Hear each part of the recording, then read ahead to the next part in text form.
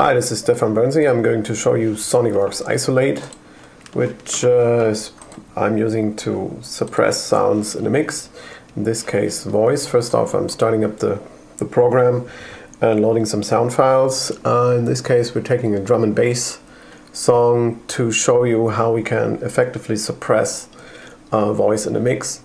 So we get that little auto setup document dialog, which we choose suppress, and if I play this back, you'll see that this is kind of a challenge because the sound file is really a dense mix with all kinds of instruments in it. So I'll play it back real quick.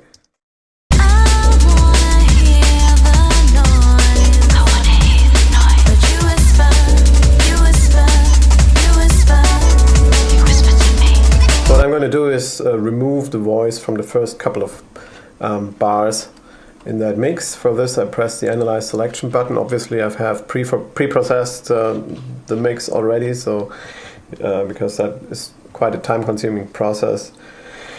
Okay, so what we see now is a spectrogram, effectively, of the whole mix. It's not a Fourier transform display because it uses a really high resolution display in order to display the different. It's here like vertical lines in the mix, and we can also see the voice, which is the structure right here. And if we hold down the control button, we can make it audible. We can play back just that sound in the mix. So as we move along the timeline, we can hear the voice within the mix. Now to suppress it, we just have to select what we actually want to get rid of. So I'm holding down the control key while selecting the voice. This is just done by clicking and dragging the mouse along the sound that I'm interested in.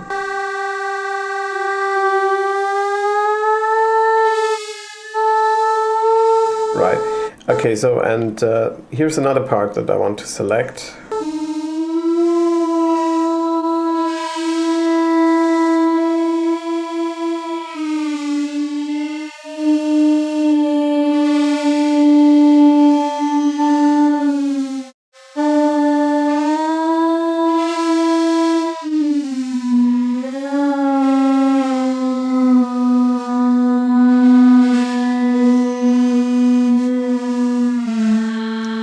Okay, that's basically it.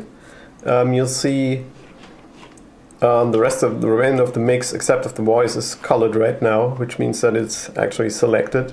And if you play it back, you will hear all the selected instruments, which in this case is everything except the voice.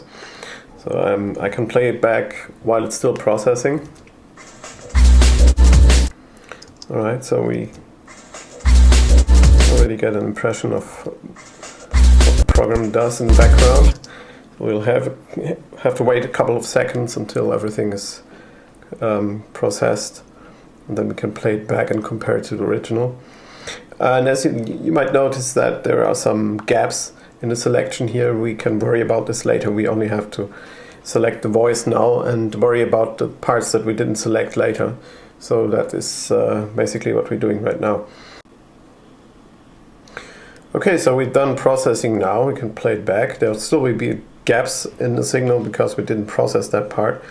Let's just play it back and listen what we've done so far.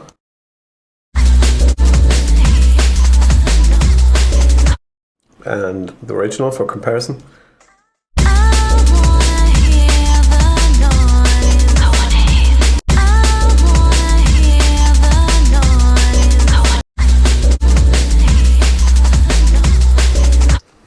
Okay, we're pretty happy with the results so far, and the final step would be to get rid of the gaps and autofill them. Fortunately, we have a little tool that does that for us. We don't have to do it manually, so if you have selected suppress, you can just go there and select autofill gaps in selection, and we'll do just that. Going to take a couple of seconds. We can stop right here because we don't want the remainder of the sound file to be processed. And let's play it back again.